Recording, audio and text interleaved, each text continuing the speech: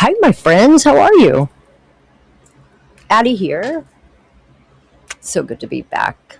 I've taken a sabbatical from social media specifically. But some of you may remember, I'm not really sure. First of all, I hope you're doing well. I hope you are doing well. I hope your year has been amazing. I hope you're not consumed with the news and the media. And I hope that despite all the challenges that I know a lot of people are facing, I hope this finds you well. I am doing well. But as I was saying, around this time last year, I wanted to do this. I tried doing this. In fact, what this is a YouTube channel called All Things A to Z. I am the A to Z. And it's a place where I discuss all things that are in the news, in my mind, and that's a lot of things, and bringing it somewhere where I can have civil discussions, invite people into that conversation, grow a community of people who don't have to think like I do necessarily. Um, in fact, I don't want everybody uh, in this space who comes to this space to have the same views. I want opposing views. I want everybody to come in here and feel like they can, in good faith, participate in the conversations I want to have about the topics that are important to all of us. Um, and that's the space I wanted to create. And so my intention last summer was to do that. And I went live. I had an issue with the tech, and then I blanked completely, and I couldn't even remember the things I wanted to talk about. And I let fear set in. I really did. I retreated like a frightened turtle. Instead of leaning into it and pushing through it and doing what I know I've always wanted to do, or for a long time know I've wanted to do, I went into my shell and I hid out. And every day since, I have thought about doing this. Number one, I have a genuine interest in the news of the day, in our government and how our systems work, and the people, specifically the people it affects, including myself. I have some relevant experience in a lot of these spaces. I would like to talk about those experiences, provide the context and nuance, my opinions, my experience, and then get other people's perspectives as well, because we are all a product of our environment. We are a collection of our experiences, which shapes our belief system, our moral code, our opinions, the way we vote, and how we move in this world. And I wanted to create this space and have for a long time, because I need somewhere not quote unquote safe to go. I don't need a safe space, not a snowflake. But I do want to have, I just want to bring the temperature down, right? And that's what this space is. So I'm doing it now. Um, I have to participate in this thing called democracy, that I am a huge advocate of, and I see eroding, I know is eroding. Um, and just the way I function, I need to talk about these things, not just in side conversations with my friends, not just in my head, which I do all the time, but in a larger community. And I'm providing that space. So this is All Things A to Z with Addie Zinone.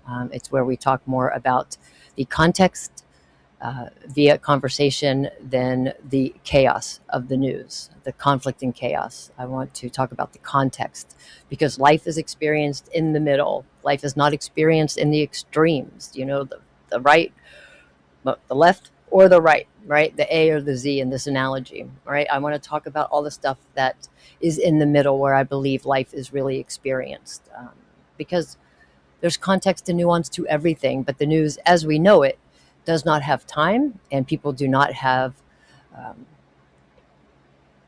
what is it? We do not have the attention span to keep up with it, because there's too much happening. There's so much happening right now, and it stresses me out. And so I either bury my head in the sand, like I did for the last year, and disengage completely, meaning I disengage completely, or I go so far in the rabbit hole that the emotions and the powerlessness I feel as a result of being a person living in this world, how it affects. And I'm so privileged. I mean, let me just say that I am one of the lucky ones, and I still feel overwhelmed. I have some capacity, I have some agency, and I still feel completely overwhelmed with what is happening and my seeming inability to affect it. But democracy requires participation. Democracy is an action verb. And as somebody who cares deeply and wants to complain about it and or vent and or talk about it, I also need to participate in it, in a solution, at least in conversation, to find some common ground and some understanding. And that alleviates the burden for me. It de-escalates any tension that I have with people who don't believe the same way I do. And I think it shows that we can have civil conversations today if people show up in good faith. And that's what I'm doing. I'm showing up in good faith, and I want to talk about the things going on in our world and the real boots on the ground human implications of the things that we see happening in the world. And speaking of, like, today alone, just today in the news, we had there's protests on Trump's immigration policy, which is insane. The expansion of the federal government with regard to his immigration policy. His former personal attorney, Todd Blanche, he wants him to be the permanent attorney general. So there's also growing concern about institutional loyalty within the Justice Department, which is supposed to be a separate institution. It's not Trump's Justice Department. It's the Justice Department during the Trump presidency, right? They are supposed to be two distinct autonomous institutions, but they are not, because Trump uses them as his personal toolkit. Anyway, I won't get into the weeds on that. But also, then there's also renewed tensions with Trump, Putin, and Zelensky. It's Zelensky telling Trump that Putin is playing games with him, and that's only news to Donald Trump. I mean, woo, Putin has been playing games with this man. He is a spy, remember. He's been playing games with Trump for 10 years now, for the better part of a decade. And that's news to Trump. But the point is, it's in the news today. And then within that, all of these stories on their own have massive implications for us, right? It affects policy, it affects democracy, it affects global stability or instability, it affects our economy, how we pay our bills, if we can pay our bills, people's civil rights, their constitutional rights. It erodes public trust. That is huge implications. And also just our emotional well-being, and again, all of those have massive implications. And then an hour or two ago, I see this story breaking about Epstein, right, where it's in the news yet again, and every single one of those stories gets buried under the weight of the Epstein saga. Right. So the cable news pivots, social media pivots, the conversation changes. Everybody starts fighting about corruption and accountability and media trust, conspiracy theories, who is protecting who is protecting who. And honestly, I think that's like a huge part of why so many of us feel overwhelmed right now. And it's because staying informed and on top of these stories in a 24-hour news cycle, particularly under the Trump administration, is a full-time job. And so many of us are working all day, trying to raise our kids, trying to survive financially, trying to just stay above water emotionally. And at the end of the day, then we're expected to somehow sort through a fire hose of information, outrage spin, propaganda, algorithms, clickbait, man, you name it, breaking news, manipulation of the media who have an agenda, right? It's political tribalism, and it's exhausting, and it's just much easier to disengage. And I know that a lot of people who are doing that, I mean, hello, I've done it myself, and this stuff really matters to me, and I know it matters to a lot of you. So, if you know me, I'm Addie. What's up? You know a little bit about me, but if you just happen to stumble upon this, my name is Addie Zinone. I am a journalist by education and professional experience. I'm also an Army combat veteran. I did 14 years in the Army total. 2 of those years were spent in Iraq in a combat zone covering military operations. So I've been within that media system, in a war zone, in local and national news, entertainment news. I have a lot of really cool experience that I think is relevant to the issues we're facing today. But I also am an advocate for mental health. I believe we need to take good care of ourselves. I've got 2 kids. I live in Orange County. I grew up in West Virginia in a very conservative evangelical Christian home. That was my upbringing. It was amazing, by the way. Shout out West Virginia. What's up, my West Virginia peeps? But I've always really been interested in the stories and systems and ideas that sort of shape our lives. And I'm able to identify this in hindsight. At the time, I didn't realize, but I've always been drawn to the news, to human behavior and how we all exist in this world. As a now 50-year-old woman, I understand how that all comes together. But it was in high school and then into college that I fell in love with journalism, telling stories, talking about these issues, and better understanding them. And that's what brings me here today, because more than ever, we need understanding. I'm not an authority on any of these issues. Let me just say that. I am not an authority on any of these issues. I just have opinions about them. They are formed by my own experiences, and I know that all everybody's belief system is shaped by their experience, by their upbringing, by their communities and the places in which they have lived. And we're all products of our environment. So I don't think that I'm right and they're wrong necessarily, even when I completely disagree with their viewpoint or who they vote for. I have tried to engage in conversation. I have been rude at times. I have, especially at the beginning of the Trump era, I would go online incredulous that anybody would support this man. And I would engage in debate with family and friends and people I love dearly.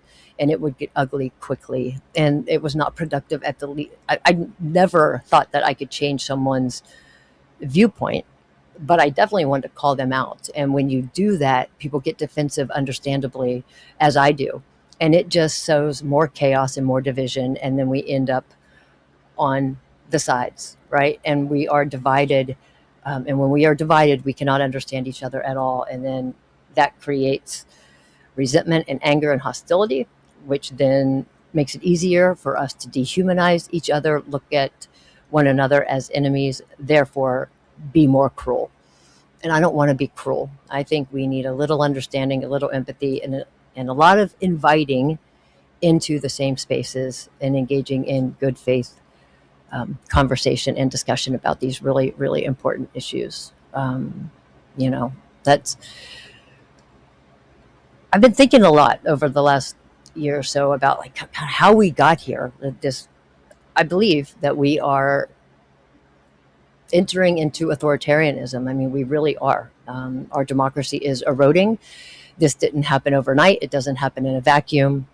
And so I've been thinking about the things that have to happen in order for that to happen, for us to have an authoritarian like Trump.